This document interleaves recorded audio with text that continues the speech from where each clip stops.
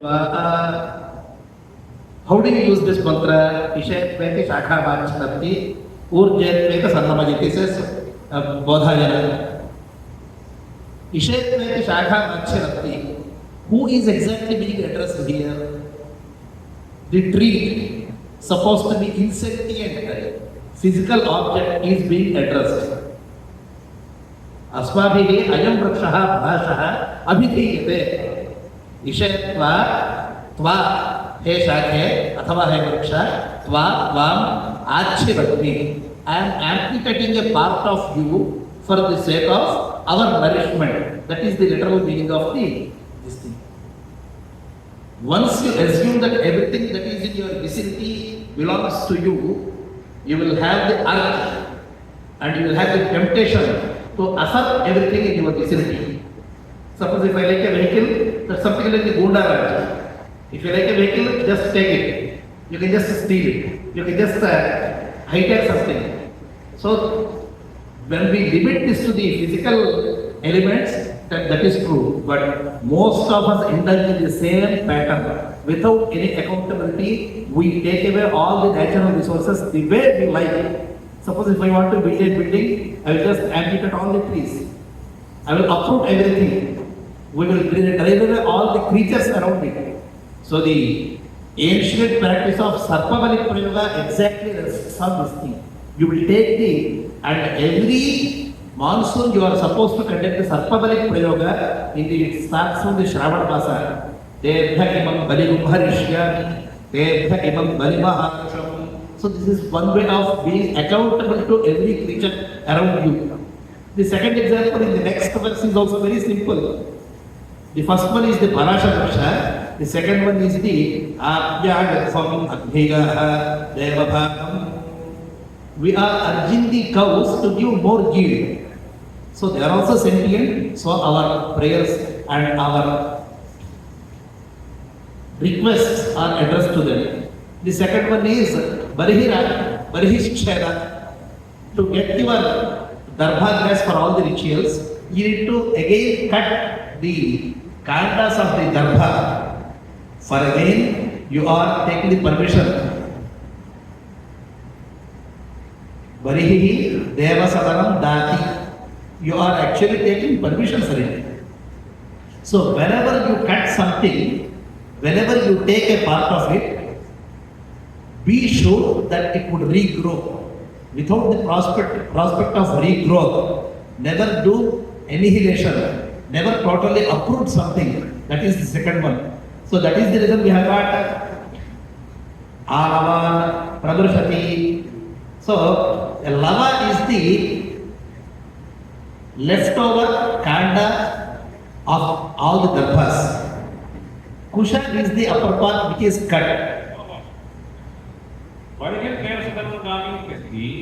तर्हि तत्र केवलम् आपुच्छा क्रियते तदनन्तरं परिहारः कश्चन सृष्टे इत्यत्र निकुर्मः वाक्यात् बलिहत्येव सदानन्दामि इति वर्तते तत्र केवलम् अस्माभिः प्रार्थ्यते अथवा तदर्थम् अन्यत् किमपि क्रियते इत्यत्र निकुर्मः अन्यत्रापि करणीयस्य तत्र आवश्यकता न वर्तते किन्तु तत्र नदीप्रवाहस्थले स्वयमेव कूले एते वर्धन्त एव.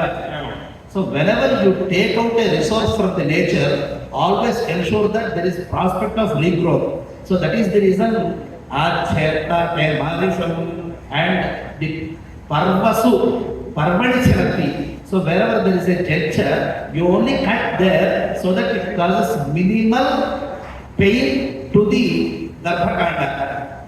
Now it is scientifically proven that the trees and the plants, they experience extreme agony and pain when they are cut, and they also express it. And now they have the scientific apparatus to measure the pain and the feelings also. Therefore, it cannot be said that it's only your imagination. We can never say this. And Vedas have properly and accurately they have measured this. And whenever you are the cause of a destruction, so it is natural for you to undergo the punishment for it. And that sense of guilt, once it is established, you are You have the safe hands. The nature is in the safe hands. How do you know? Because Sahasra Vanashad Vajaruheva Deva Varihi Shatapanasham Viroha. I have taken a small part of your growth, but be again robust and we want 100 times this growth. That is our sincere wish. And due to this amputation, let my family not suffer. Because once you are the cause of a destruction, that sin will have some ill effect. So naturally there will not be progeny or the progeny might get some sort of sickness. So Sahasra Varasha Vivajam. So this sense of guilt will make you accountable. So that's why I say that we will have the accountability which will address all these four problems. That is how Veda and Vedic practices and the Veda mantras and the philosophy could help the country and the world. That is one perception. And now we are going to the next part. This is actually even more interesting. I have a esteemed colleague from IIT Mumbai, which was in the wrong reason recently in the news. What was that for? 50% of the alumni did not get jobs. And that is the same question in the IIM Kozhikode and IIT Palakkad, Jammu. Most of the 50%, more than 50% of the graduates, which are supposed to be the topmost institutes, their jobs are not secure and they cannot do this. And let me expand this analogy. We have a number of Vedic graduates, at least say there were 600 or 500 posts from the TTD Welfare Scheme, and we have received more than 5,000 to 6,000 applications. If you take this further, all the government positions where the job is secure, we have got 1:10, 1:50, 1:100. This is the ratio that we are getting. That means the employment is very active. Unemployment is active. And if you take the figures of the International Labour Organization, ILO, it speaks that most of the 2/3 of the Indian population in the age group of 15 to 29, in the employable age, they are not able to find their first employment. So this is the acute shortage of labor, and we have ultimately we have the labor shortage also. Just go to any place in South India or Northern India, we have very few communities working in the construction field, in the mechanical field, in the factory manufacturing field. So most of these people are not finding employment. So what does it imply? There is acute unemployment and there is acute labor shortage. So the mismatch between two things are evident everywhere. And what is the solution from Veda? Now we should understand how many Purohitas, because we are related to the Vedic system, this thing. I'll ask a fundamental question. How many are willing to undertake your family tradition as a Purohita for your village? We have minimum less than 0. No one wants to stay in the village because we say that there is very less opportunity, economic opportunities. Then what do? You migrate to a city. That is how the urbanization is happening. With reference to the questions and the points raised by our esteemed speaker, Prasad Gokhale, I will talk to the problem of water resources here exactly. Now we say everywhere conserve water, it's very scarce. And we have very few Vedic sentences and mantras which are talking about it. Very few. I will say almost nil. They always ask you to regain the water sources, but they never say conserve the water. Why? The answer is in the problem of invention of the discovery. What did we invent? We have invented the concept of running water. Once we have started the running water, what has happened? Water has become very cheap. It is coming free of cost, free of effort, human effort. It is coming to you. In the ages of your mother or your grandmother, when they were drawing water from the wells, each kalasha each Jalapatram that was accountable for this house, for this home, I need 10 kalashas of water. 10 minutes need kavali. Now you don't have that accountability. You have money, so you can spend water as you like. There is no one to ask. And the flushing system is actually causing even more problem. The vertical problem, vertical development has caused innumerable stories, innumerable flows. So to pump the water, you require more energy, and to dispense it, you require even more energy. All the major cities of our country have the same problem of garbage disposal and drainage sewerage problems. They were not there in the ages of Rama and Krishna. How did they all of a sudden happen in this century? Is because just of one reason, running water. And dispensing the habit of drawing water has another side effect, the human effect. Why? Because the body does not get sufficient exercise. So you are supposed to go to a gymnasium to condition the body, and you don't wash your clothes. And once you do not do this, all your limbs have become weaker. So overaging. Yesterday we had come to the presentation about the aging and the quality of life. Everything is getting deteriorated. Why? Because you are overdrawing yourself. And Anupyaha, because we were very intent about that question. When he said, between the flowers, we have the water suction. This exactly is one of the reasons. I just ask one question. If the sages, if the rishis have talked about some very, very distant planets, wouldn't have they imagined the water source beneath it? But they have not encouraged that. Why? Because they knew about the arsenic content, the contamination which happens beneath, and whichever is fit for human consumption, that is only given to you. See, he had another this thing. Without visible signs, there are water resources. In spite of having all the visible signs, there is no water. So what is the correlation between this? Then it comes to the Vyapti Jnana, Yatra Yatra Dhruvaha Tatra Tatra Vanhi, and inversely that may not be right. Yatra Yatra Vanhi Tatra Tatra Dhruvo Bhale Jnana, Yatha Anapindya. So therefore it requires deeper analysis about these aspects. The arsenic content, how much is physically available and how that is suitable for human bodies to digest. So these are some of the aspects which were actually dealt indirectly. Now the wastage and with the unemployment we are talking about it. See, one of the another reasons of unemployment is migration.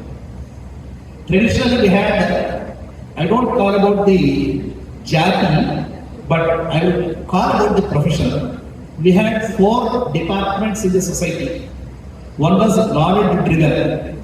The second one is about governance and security. That is the second class. The third one is the trading class. The fourth one is the services class. Again I repeat, the knowledge, governance and security, trading is the third one, and fourth one is services. So those who are professing this particular job, they have left it and they have moved to something else. That is migration to new job and over concentration at a particular place. And the another problem we have in the current society is over qualification for an underpaid job, underqualified job. That is the reason.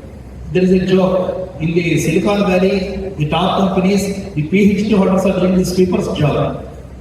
And we have a PhD holder asking for a menial job such as cleaning a toilet. Now comes the question, why are we so reluctant to accept the hard jobs of our families, which were actually undertaken? Now we have the agrarian crisis.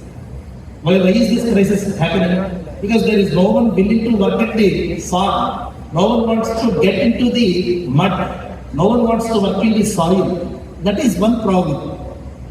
And Harika Karma, let me quote it very clearly.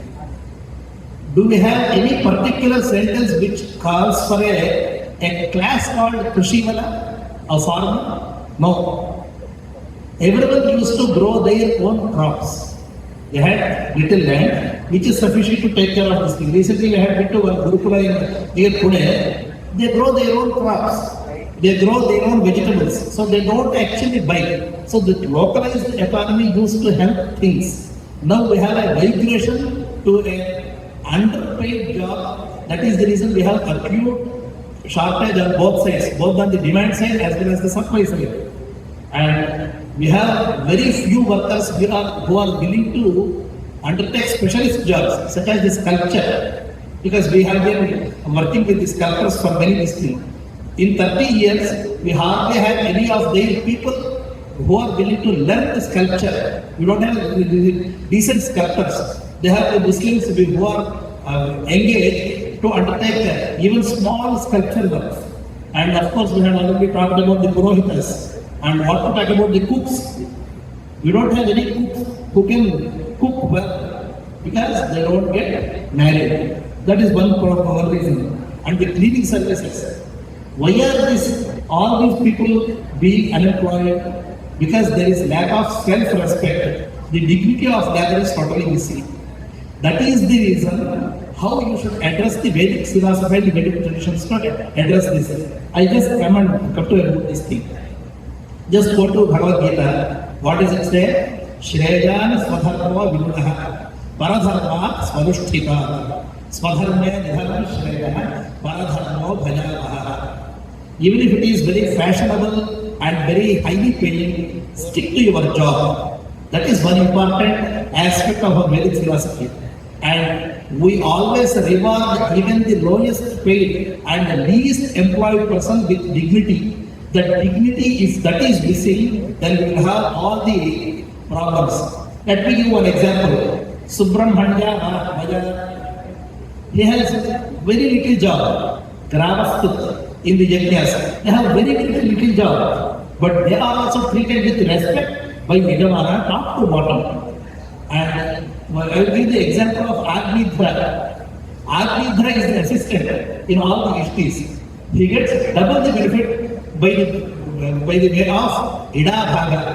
So whoever is least paid and least employed, treat them with respect and double their remuneration and their receivables. That is one way of treating this problem of employment along with Shreya Swadharma Vimunaha. Stick to your Swadharma. This is the two-pronged mode to contain the problem of unemployment. This is how Veda could address your problem. Now, the third perception problem, I will explain about it. This is the problem of inequality and untouchability. Inequality and untouchability.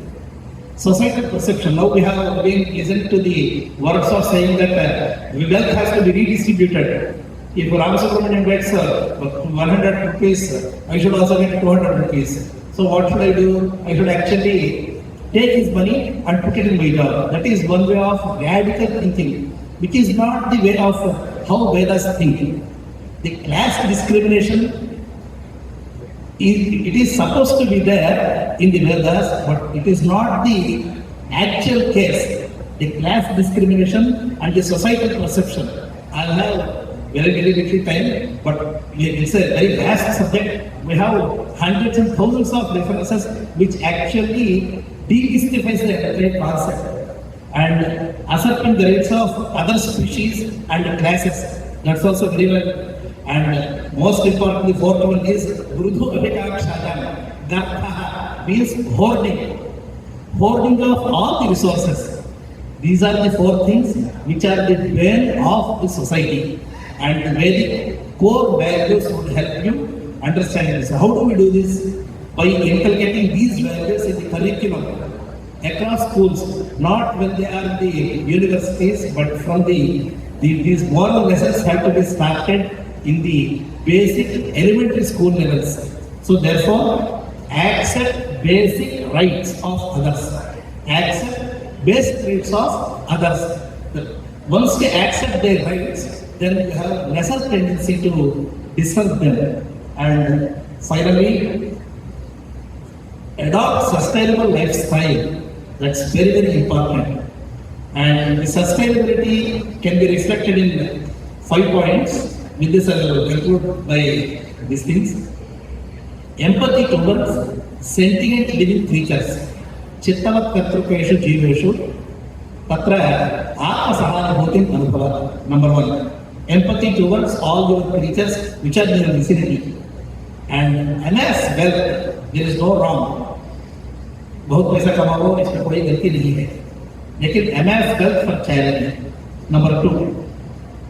See, amassing this wealth is not limited to physical materialistic money, but it also amounts to your education. Get as many resources of education as possible so that you will be a very good teacher and you will set a very good example. And the third one is plan your retirement perfectly instead of indulging till the last breath. If you want to extend your speed without any pause or interruption, then you will be a stumbling block for the next generations. So always plan for your retirement and quit these worldly activities at the opportune time, because very few people talk about it. The fourth one is have some self-esteem with the concept of Brahmasmi. Brahmasmi Vibhavita said Acharya. What does it mean? It is not like Abrahamic religions when you are made to feel inferior. Papoham, Nikrushtoham. That's not a concept. Aham Sarvavyapaka Brahma. Sarvavyapakam Brahma Aham Asmi. So that is the way of improving your self-esteem. So this has nothing to do with your position or your class or your caste or whatever you call it. Everyone is the Brahma. That is what the Vedas and Upanishads say. What else can you say? When you regard the divinity as the highest and you align with this, then you are also part of the divinity. That is one way of improving your self-esteem. And finally, get these philosophical tendencies from the time when you want to accumulate and acquire more and more acquisitions. And Jagan Vidhyatmavada, in a way that helps. Because whatever Yadrushyam Tanashyam, it is not that we should start it from the 70th year or 80th year. Whenever you purchase something, you would always should be prepared to think that, okay, suppose you are purchasing a mobile phone, a new state-of-art mobile phone.